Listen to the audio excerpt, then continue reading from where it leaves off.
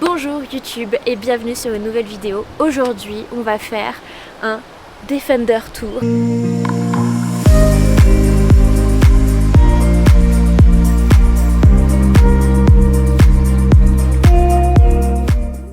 Petite présentation de notre Defender 110 alias le Ch'ti Pépère.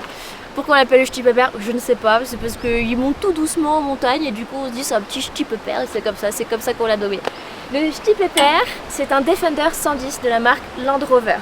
Il est tombé amoureux de cette voiture et il en a trouvé un, il a tout aménagé, c'est tout lui qui a fait l'aménagement du Defender. C'est un Defender qui date des années de 2000, donc c'est un 2000, il a 24 ans cette année.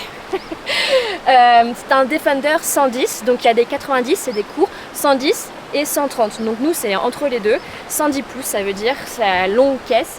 C'est un TD5, donc c'est les Defender Land Rover Defender les plus fiables en termes de moteur, en termes de boîte de vitesse. C'est vraiment des machines qui vont grimper partout.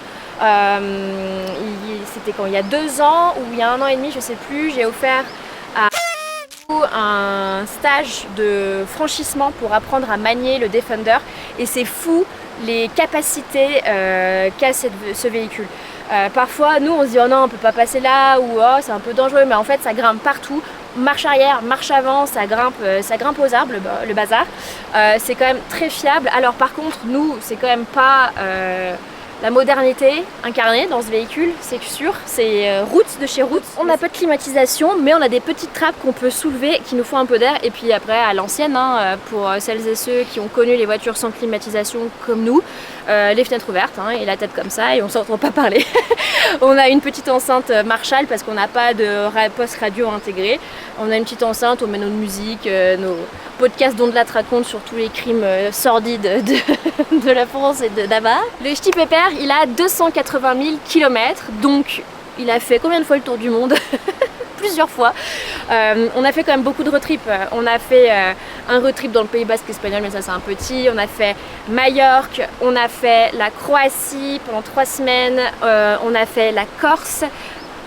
Qu'est-ce qu'on a fait d'autre? Le Portugal. On a fait oui, le Portugal. Et là la Suisse qu'on a fini et là on vous filme en haut de la Rosière avec un paysage juste sublime. On est revenu en France les derniers jours, la dernière semaine de notre trip et des vacances ici avec le panneau solaire. Donc ça c'est un panneau solaire qu'on met et qui nous génère de l'électricité. Ça c'est vraiment pratique quand on est dans des bivouacs sauvages, pas dans des campings. Ça nous permet de maintenir le frigo, la batterie externe. Suivez-moi par ici. Donc là, on est à l'avant du 4x4. On a un frigo qui est très profond. On peut mettre, je sais pas au moins 3 bouteilles bien d'1 litre, 1,5 litre.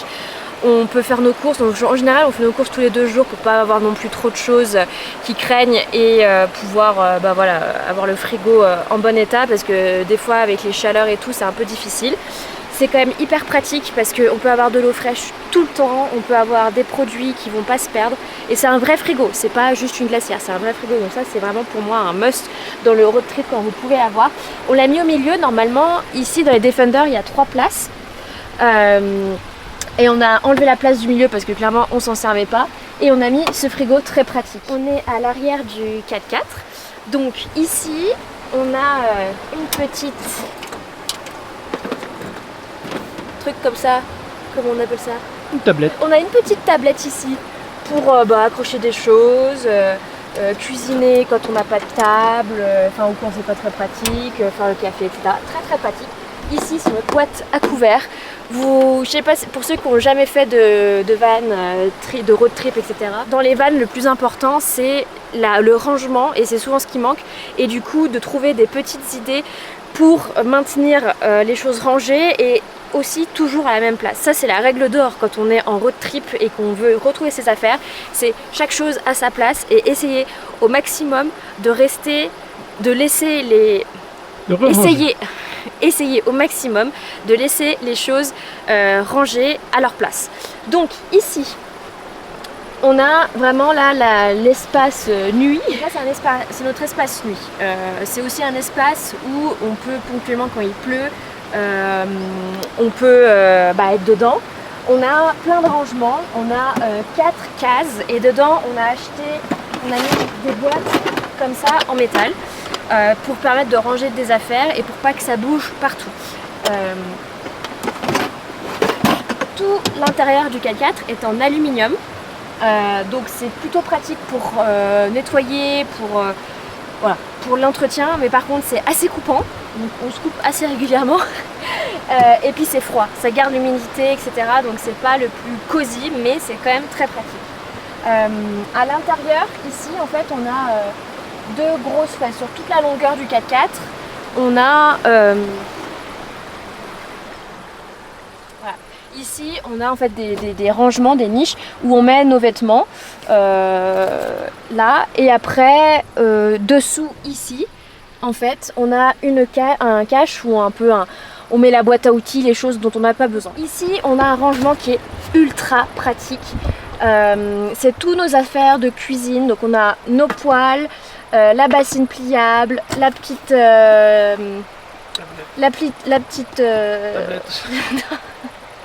planchette. La petite planche à découper. On a nos timbales. Les timbales comme ça, meilleur achat. On le boit, on les utilise pour le café, pour le thé, pour l'eau, pour le rosé, pour les apéros. Bref, hyper pratique. Ça se nettoie très facilement. Et puis on a tous nos petits trucs là de douche, gel douche, serviettes, enfin voilà, le petit nécessaire. Alors au fond vous voyez une paire de matelas. Donc en fait ce sont des matelas qui se déplient, qu'on a acheté à Ikea. On en a deux, donc c'est un 120. Donc ce sont des matelas. 60. Ok, donc ce sont des matelas de 60 cm et en tout on a 120 cm de couchette. C'est pas hyper grand, mais ça suffit. La seule chose qu'on aimerait peut-être améliorer, c'est la densité des mousses qu'on a dans ces matelas parce qu'on les trouve un petit peu, pas assez denses. Et donc on va faire des tests là prochainement sur Bordeaux pour trouver une mousse peut-être meilleure qualité. Et donc en fait on déplie. On met cette planche, comme je l'ai déjà montré dans un vlog, on enlève, on prend les pieds ici, tac, on les met 6, on a 6 pieds comme ça, on met la planche par-dessus et on déplie les matelas. C'est assez pratique, au moins ça nous permet quand même d'avoir ici un petit banc, comme je vous disais quand il fait pas très beau. Et que le road trip quand il fait pas beau, on l'a vécu, ça fait 2 jours qu'on se tape la pluie, c'est pas ouf, mais bon ça permet quand même d'avoir un intérieur. On a ici un filet qui nous permet de ranger des petites choses, sac à main, sopalin, lampe, etc. Très pratique. Et tout au dessus, vous avez peut-être, là il y a un bitonio. Au niveau du bitonio, on avait mis un rétroprojecteur sur lequel on projetait avec ça. Mais finalement en fait on a dû s'en servir 3 fois et on s'en sert très peu parce que c'est beaucoup de logistique pour finalement pas grand chose et souvent en fait on n'a pas la motivation, on regarde sur le téléphone ou mon ordinateur. On a une petite échelle ici qui nous permet de monter sur le toit. Et sur le toit en fait on a une caisse où on met toutes nos affaires dont on ne se sert pas quotidiennement. Ça peut être des baskets de randonnée, on a aussi un canoë, une petite table. On a un jerrycan d'eau de 20 litres qui nous permet, si jamais on n'a pas pu recharger l'eau qu'on a en dessous à l'intérieur, de faire le transvase. Donc ça c'est quand même vachement pratique. On a ce spot aussi qui nous permet d'éclairer la nuit, très pratique. Et ici c'est une petite caméra de recul qu'on a installé et c'est vraiment nécessaire parce que c'est quand même un long véhicule et ça permet quand même de bien pouvoir manœuvrer. Et en fait on a un haut-vent et en fait cet haut-vent ça s'ouvre comme ça à 270 degrés. Qui s'ouvre à 270 degrés et ça permet d'avoir une protection s'il pleut. Alors c'est pas 100% imperméable mais ça permet quand même d'être à l'abri quand il pleut ou quand il y a beaucoup de soleil, d'être un petit peu à l'ombre, c'est hyper pratique. Alors voici le haut-vent déplié, donc comme vous pouvez le voir, il sort d'ici, en fait on le tire, tac, tac,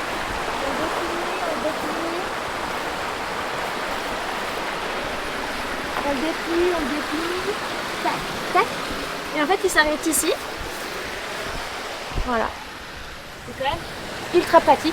La seule chose qu'on va faire et qui manque ici, c'est des bâches pour pouvoir fermer et qu'on soit vraiment bien installé. Quand il pleut, et s'il y a du vent, on n'est pas mouillé. Sur la roue de secours, hyper pratique, ça c'est la nouveauté de l'année. On a un sac à dos. On a mis un sac à dos à notre Defender. Le Ch'ti Pépère, il a un sac à dos. Donc ça c'est très pratique.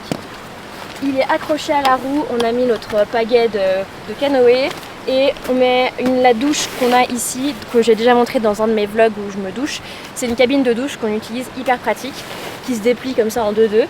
Et notre linge sale. Ça c'est franchement, au début j'étais un peu réticente parce que je me suis dit ouais, les gens vont peut-être nous voler, etc. Donc du coup on met pas les choses de valeur, mais ça permet quand même d'avoir un rangement supplémentaire. Parce que comme je vous le disais, les rangements sont plutôt rares. Et du coup c'est cool quand on en a.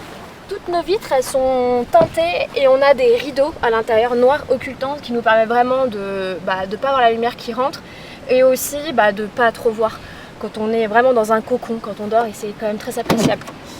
La nuit on installe des pare-soleil comme ça. Ça c'est la nouveauté aussi de cette année, c'est des pare-soleil ventouses.